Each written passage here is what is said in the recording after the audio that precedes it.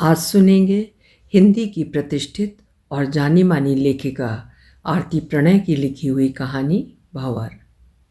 आरती प्रणय जी लेखन में निरंतर सक्रिय रहती हैं। प्रस्तुत है उनकी कहानी मेरी जुबानी। मैं हूँ सीमा सिंह। आज 10 साल हो गए इस बात को, पर रश्मि उन 7 दिनों को कभी भूल नहीं पाई थी। मानो समय का वो टुकड़ा दिल में एक शूल सा चुभा रहा हो। तब जैसे एक पल में सब कुछ उसके हाथों से फिसल गया था। मान सम्मान, उसकी अच्छाई, ईमानदारी, जिस पर उसे नाज था। जैसे सब कुछ एक अनजान से भंवर में मिट्टी की तरह समाता जा रहा था। सच कहते हैं, कभी कभी जो होता है वो दिखता नहीं है। दरअसल आज फिर उसने एक विज्ञापन देखा था, 4 धाम यात्रा का। अपने माता पिता और अपनों के सपने पूरे करने का सुनहरा मौका, आधे दाम में और बस 15 दिनों में। विज्ञापन देखते उसका मन भर आया। कैसे उसकी जिंदगी में एक ऐसे ही विज्ञापन ने सब कुछ बदल दिया था। पुलिस की हिरासत में बिताए गए उस एक हफ्ते की पीड़ा आज भी उसके मानस पटल पर अंकित थी, एक पुरानी तस्वीर के फटे हुए टुकड़े की तरह। बिना कसूर सजा भुगतने का दर्द आज भी उसके सपनों में एक डरावनी छाया की तरह मंडराता है। रश्मि अपने माता पिता की इकलौती संतान थी।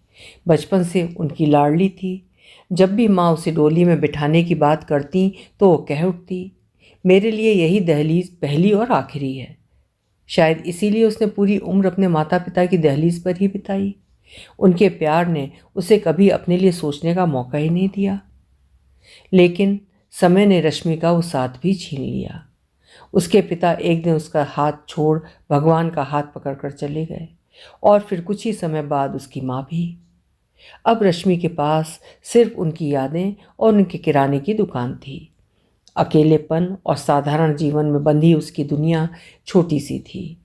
वो दुकान पर जाती, दिन भर ग्राहकों का इंतज़ार करती और जो थोड़ी बहुत बिक्री होती उससे गुजारा करती। आधुनिकता के इस दौर में ऑनलाइन डिलीवरी सेवाओं ने उसकी छोटी सी दुकान को भी निगलना शुरू कर दिया था। अब सुबह से शाम तक मुश्किल से कुछ ग्राहक आते। सच कहें तो वो दुकान भी वो अतीत के एक टुकड़े सी लगती थी, पता नहीं कब दम तोड़ दे। तब एक दिन उसके सामने वाले फ्लैट का रेनोवेशन शुरू हुआ। महीनों की ठोक पीट के बाद वहाँ गृह प्रवेश हुआ और रश्मि को भी आमंत्रित किया गया। वो बेमन से गई, माँ की सिखाई बात याद कर, पूजा में न जाना भगवान का अपमान होता है। वहाँ उसकी मुलाकात मीना ताई से हुई, जो उसके पड़ोसी की माँ थी। पूरी पूजा के दौरान रश्मि का ध्यान भगवान से हटकर मीना ताई पर था। वो उनमें अपनी माँ की झलक देख रही थी। एक दिन जब वो सुबह वॉक पर गई तो उसने देखा कि मीना ताई एक छड़ी के सहारे तेज चलने की कोशिश कर रही थी। रश्मि को उनकी स्थिति देखकर अपनी माँ की याद आ गई। उसने उन्हें गुड मॉर्निंग कहा और जवाब में मीना ताई ने उसे बिटिया कहकर पुकारा। ये संबोधन सुनकर रश्मि का मन भर आया, जैसे बरसों से सूने पड़े कुएं में पानी की बाल्टी आ गिरी हो। धीरे धीरे उनकी दोस्ती गहरी हो गई। दोनों एक दूसरे के साथ अपने सुख दुख साझा करने लगे। फिर एक दिन मीना ताई ने अपनी अंतिम इच्छा बताई, 4 धाम यात्रा। उन्होंने कहा कि उनके बेटे और बहू ने हमेशा उनकी इस इच्छा को टाल दिया था। उनके पति के जाने के बाद तो ये सपना और भी दूर हो गया था। ये सुनकर रश्मि ने ठान लिया कि वो उनकी ये इच्छा पूरी करेगी। रश्मि ने यात्रा की सारी जानकारी जुटाई। यात्रा का खर्चा 2 लाख रुपए का था, जो रश्मि के लिए स्वयं जुटा पाना असंभव था।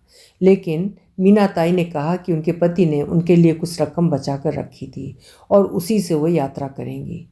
रश्मि ने सारे फॉर्म भरे और मीना ताई को अपनी माँ बताते हुए उन्हें यात्रा पर भेज दिया।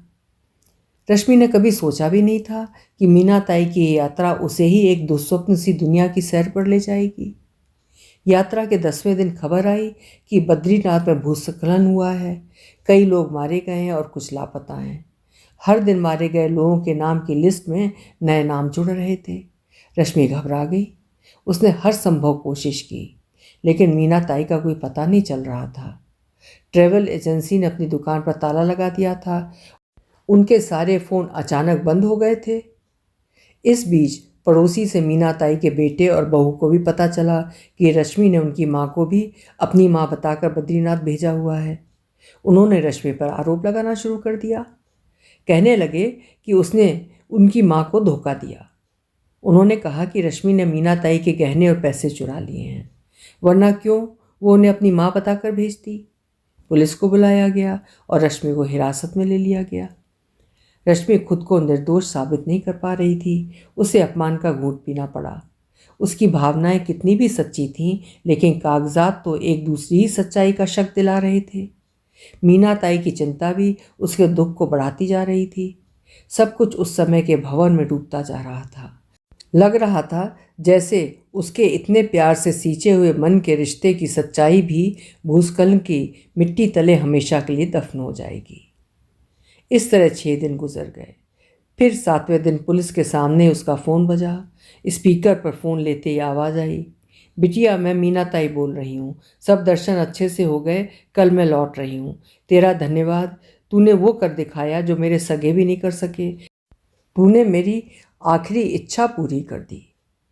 मीना ताई की आवाज़ सुनते ही सीमा की आंखों में खुशी के आंसू आ गए। वो अपनी सारी पीड़ा और अपमान को जैसे उस क्षण भूल ही गई। पुलिस ने रश्मि से सारी गलतफहमी के लिए माफ़ी मांगी और उसे छोड़ दिया। लेकिन मीना ताई के सकुशल वापस आने के बाद भी उनके बेटे और बहू ने उसे माफ़ नहीं किया।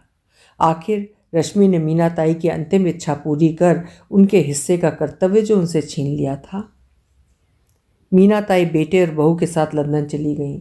रश्मि को 7 दिन अब भी एक दुस्वप्न से ही लगते हैं, लेकिन मीना ताई का प्यार से बिटिया कहना हमेशा एक मीठी लोरी की तरह याद आता है। अभी आप सुन रहे थे आरती प्रणय जी की लिखी हुई कहानी भंवर। उम्मीद है कहानी आपको पसंद आई होगी। कल फिर मिलेंगे। आपका समय शुभ हो।